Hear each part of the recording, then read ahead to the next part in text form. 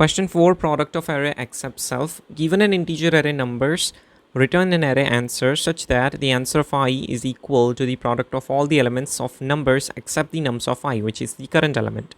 So basically it is saying that for 1 we have to return the multiplication of all the elements of the array except 1, that is 2, 3, 4. So 4 into 3 into 2, that is 24.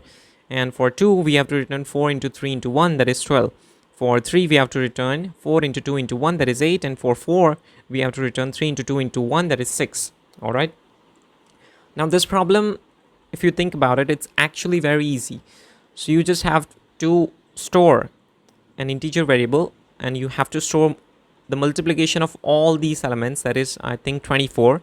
And then for 1 you have to return that multiplication divided by the current element, that is 24 by 1, that is 24. 24 by 2, that is 12. 24 by 3, 8. 24 by 4, 6. But here it is stated that you're not allowed to use the division operator. All right, so we have to do without division. That's why it becomes medium. Otherwise it would be easy. Not even easy, it wouldn't even be included in the platform, whatever. So how can we do it? We can use the concept of prefix and suffix product. What is that? See, for the prefix product for 1 is the product of all the elements before 1. So there is no element before 1. So the prefix product for 1 would be 1. Why? Because 1 is the identity element for product. For 2, it is the product of all the elements before 2. That is 1, only element. For 3, it would be 2 into 1. That is 2. And for 4, it would be 3 into 2 into 1. That is 6. Similarly, the same concept is applied to suffix. For 4, the suffix product is 1. For 3, the suffix product is 4. For 2, the suffix product is 4 into 3, that is 12. And for 1, the suffix product is 24. 2 into 3 into 4. All right. And we're going to have two arrays. One will store the prefix product, other will store the suffix product, and we are going to return the multiplication of them as answer. Why? See, because the prefix product for 2 is product of all the elements before that, right? And the postfix is all the elements after that. And if we multiply all the elements after it and before it, it would return the entire multiplication of array except 2, right? So that is exactly what we want. Now it can be done without using any extra space by using a little complex logic, but that is, I think, that was difficult for me to visualize. That's why, for making it simple, I'm going to have the extra space, right? 2 arrays.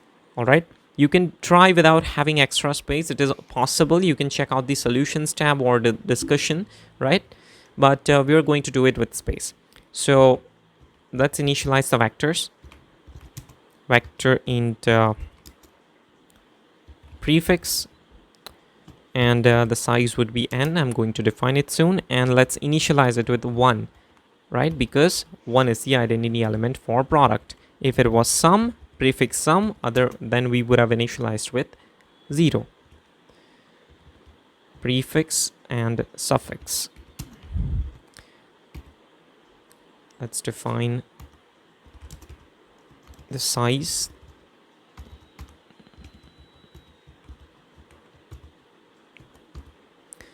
And in the first iteration, we are going to compute prefix sum, prefix product. Why did we start from 1 rather than 0?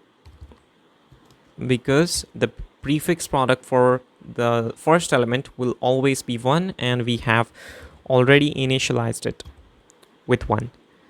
So prefix of I is equals to prefix of I minus 1 into num of I minus 1.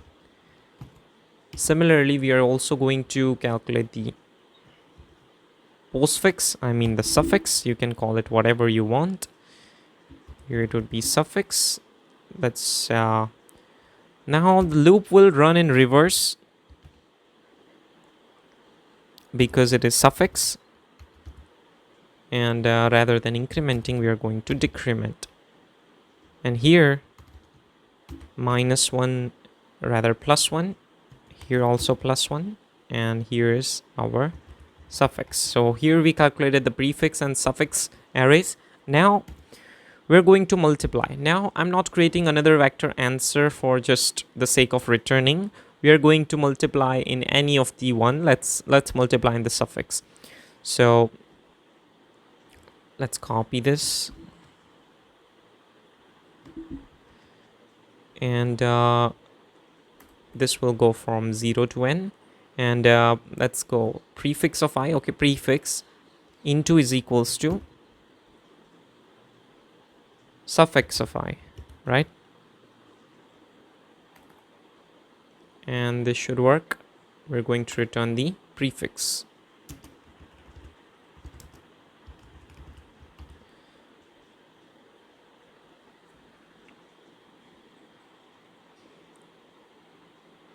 And as you can see, it is passing all test cases. Let's return this. I mean, submit this.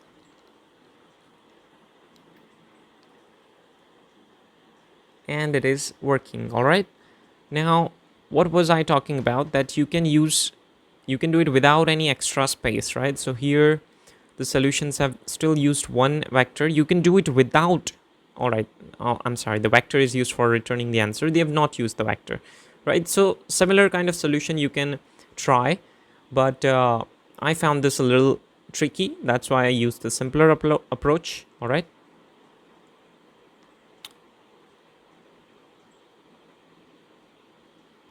You can check it out, right? You can always improve. Thank you.